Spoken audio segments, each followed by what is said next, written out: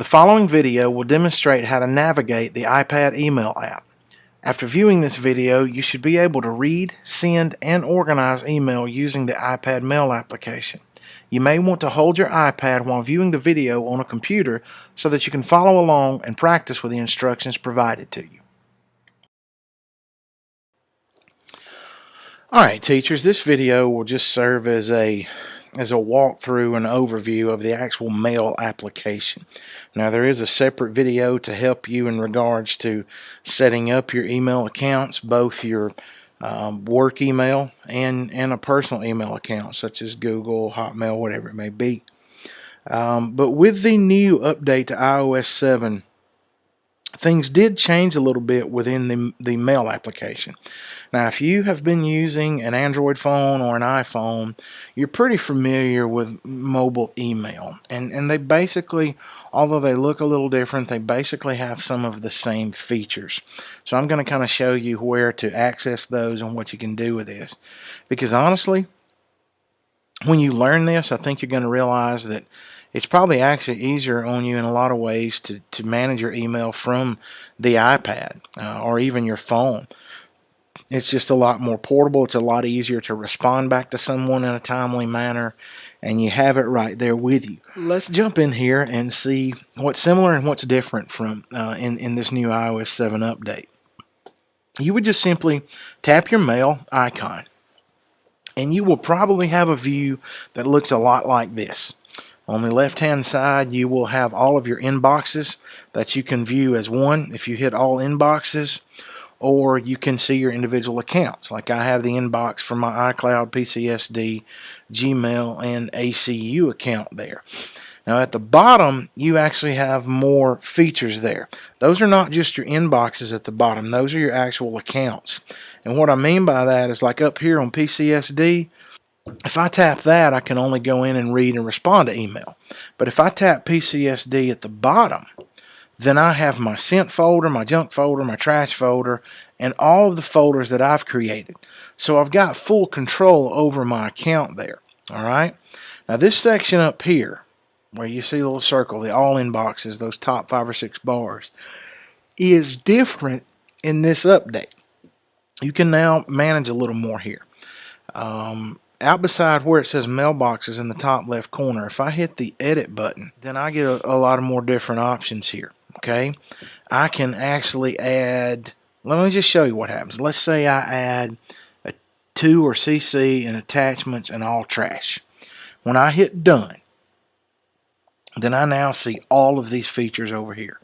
So I can hit to, and I can go and see my emails that I've responded to. If I hit attachments, I now get a list of all emails with attachments. So if I wanted to keep those emails together that might have important documents or something, I could add that there. So you can kind of put all that you want there. I do find, especially if you're new to using email on the iPad, the less cluttered and crowded, the better. So I'm going to go back in and take those out. Okay. And then just hit done, and I'm back to my default layout there. But let's just an overview. This is not going to be that hard to figure out, but if you're new to this, it could seem a little strange. Look in the right corner up top, and you see 5 icons. There's a flag, there's a folder, a trash can, an arrow, and a little pencil and pad. Okay. Now here's the deal about flagged email.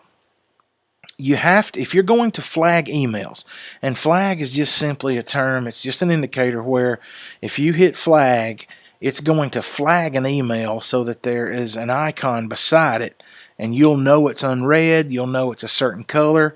And maybe you want to flag an important email. Maybe you want to flag an email that you need to read when you get home later that night so you can respond to a parent accurately. So I hit the flag, but nothing's doing except it's showing me this orange dot over the right. However, if I go back to edit and hit flagged, see there, edit and flagged, and then hit done, I now have a flagged email inbox over here. And when I go to that, I see this message flagged. So you may want to take advantage of the flag feature. There are some days where some of us get between 20 and 40 or more emails. So the flag feature can come in handy If you know you've got an important conference the next morning or an important parent meeting that afternoon, you may want to flag it so that every time you go back over and look at your email, that orange dot is looking at you. All right? Let's say you're through with email and you want to get a little more organized. If you hit the second icon on the top right, the folder, then you can then drag the current message into any folder you would like.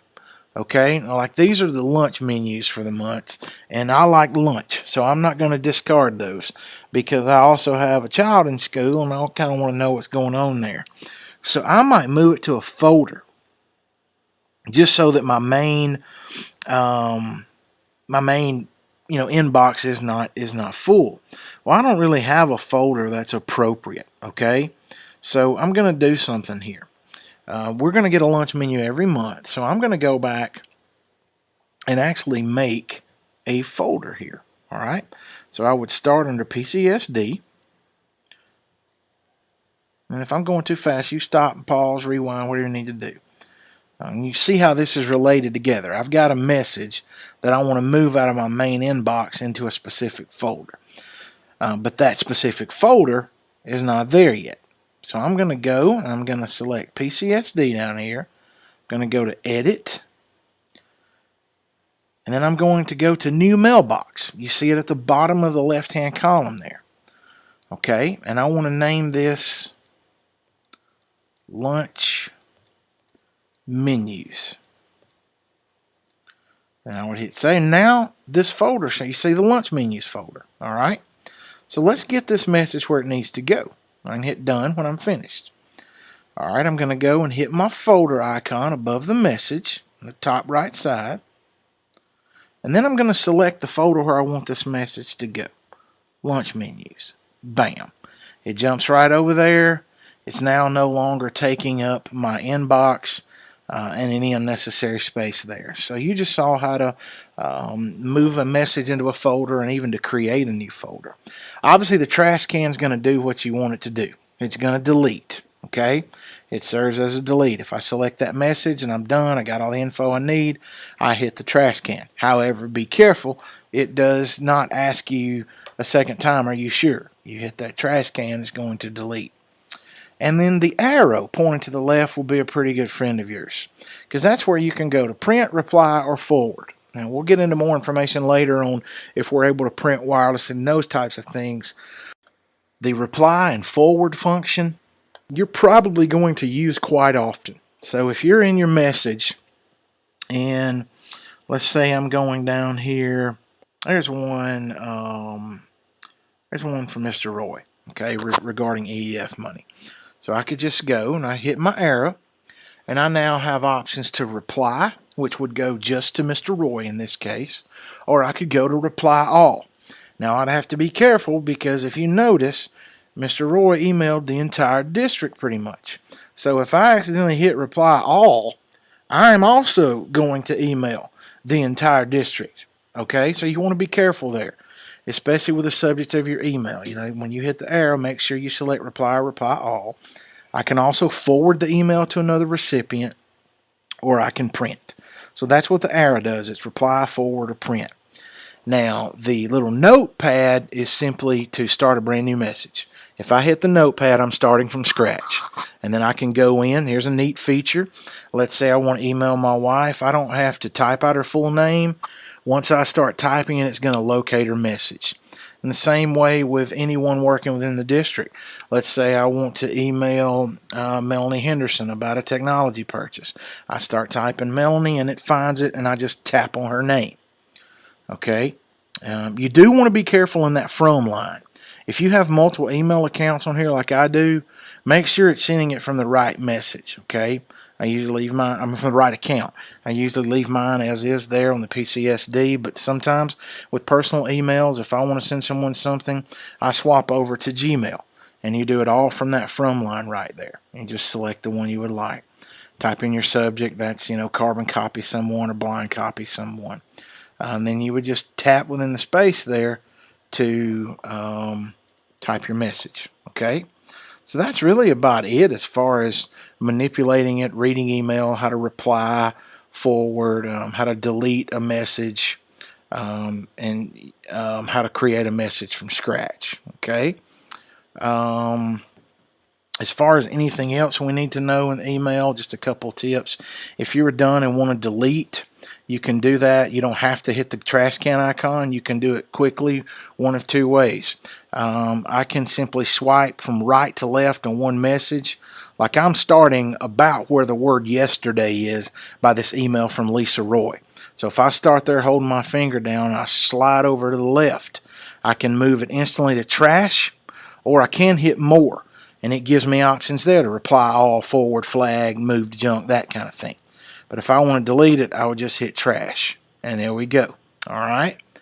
Um, if you set up a personal email, that may work a little different. Like if I go to my Gmail account, for instance, when I slide right to left, I get archive. Google calls it archive. They don't truly delete a message, they archive it. And if you ever need it, you can go back into All Mail and search it. However, for space and other issues here at school, you can actually delete a message and erase it. So for PCSD, which is my main function, helping you with that, you're going to slide right to the left, and you're going to hit trash or more for additional options. Okay. You have a couple other options. You can search your inbox. You have that there. I can go into search, and I can type, let's say we'll use my brother's name for example. Anything that has the word Justin in there is going to pull up. Now this is important if you're looking for information on a student, or you contacted a parent earlier but you can't find the email. As long as it's not been deleted out of the trash folder, you can go in and search here and obtain that. Okay. And find that message. You can insert pictures in a message. I'll send a test message to my wife. Okay. I'll find her PCSD account. All right. Subject test for video, because she's going to get this message, wonder what's going on. Now, if I'm just I'm tapping one time in the line or the body where I want to type. Okay. So I'm typing right there. But if I want to access the other features, I have to tap and hold down. You'll see that circle pop up. Look what happens here. At that point, I can paste information or insert photo or video, or even if I've put a quote in, I can adjust or increase the level of indentation. All right. So again, I do that by holding my finger down by the cursor. Like if I want to just, like I'm right there. If I want to tap into the body to start typing, I do that. But if I want to insert a picture, then I tap and keep holding, because it's going to bring up more options for me. Okay.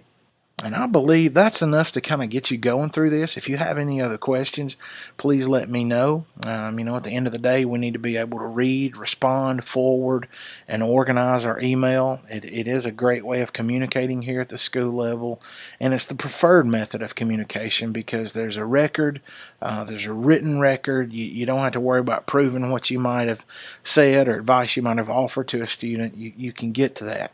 So take the iPad and kind of mess around with the mail application, and let me know if you have any further questions. Thank you for your time.